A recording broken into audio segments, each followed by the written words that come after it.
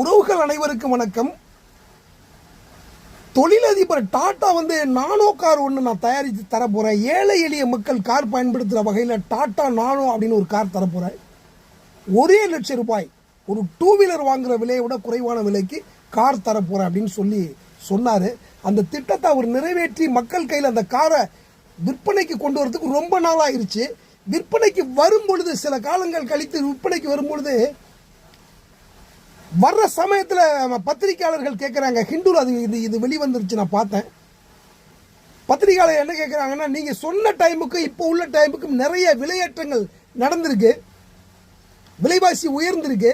அப்போ நீங்கள் சொன்ன விலைக்கு அந்த டாடா காரை 1,00,000 ரூபாய்க்கு எப்படி கொடுப்பீங்க, சாத்தியம் இருக்கா அப்படின்னு கேட்கும்பொழுது அவர் சொன்னார், சாத்தியம் இல்லை, நான் சொன்னப்போ விற்ற விலை வேற, இப்போ இன்னைக்கு இந்த பொருள்கள் அதாவது மூலப்பொருட்களுடைய விலை அதிகமாக இருக்குது. ஆனாலும் நான் ஒரு வாக்குறுதி கொடுத்துருக்கேன், இந்த மக்களுக்கு ஒரு ப்ராமிஸ் பண்ணியிருக்கேன். அந்த ஹிந்து பேப்பர்ல இந்த வார்த்தை, ஒரு ப்ராமிஸ் பண்ணியிருக்கிறேன். அந்த ப்ராமிஸ், அந்த சத்தியம், அந்த வாக்குறுதியை ஒரு நாள் நான் மீற மாட்டேன். 1,00,000 ரூபாய்க்கு நான் கார் கொடுக்கறது உறுதி அப்படின்னு சொன்னார். ஆனா இந்த நாட்டில் முதல்வர் விஜய் மாற்றம், நான் தான் தூய சக்தின்னு அப்படின்னு சொல்லிட்டு வந்த இந்த முதல்வர் விஜய் மக்கள்கிட்ட வாக்குறுதியாக கொடுத்தாரு.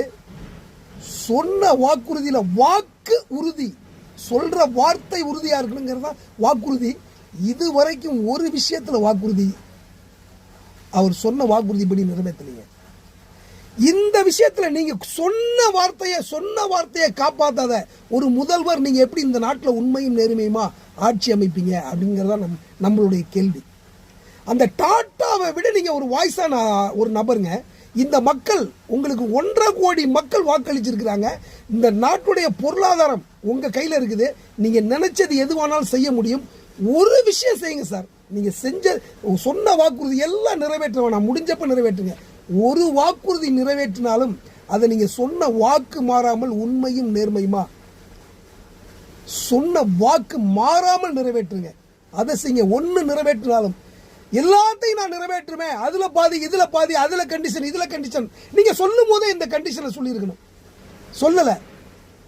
ஆனா இப்ப பலவிதமான கண்டிஷன் சொல்றீங்க, சொன்னபடி நிறைவேற்ற முடியல, சொன்னதுல பாதி கூட உங்களால் நிறைவேற்ற முடியல. எப்படி சார் இதுல நீங்க சாதனை விளக்க பொதுக்கூட்டம்னு சேர வேற வச்சுக்கிட்டு இருக்கிறீங்க? என்ன சாதனை பண்ணியிருக்கிறீங்க நீங்க? சாதனை விளக்க பொதுக்கூட்டம் நடத்துறதுக்கு இப்ப என்ன தேவை இருக்கு? நீங்க என்ன சாதிச்சிட்டீங்க அதை சொல்லுங்க முதல்ல. நன்றி உறவுகளே.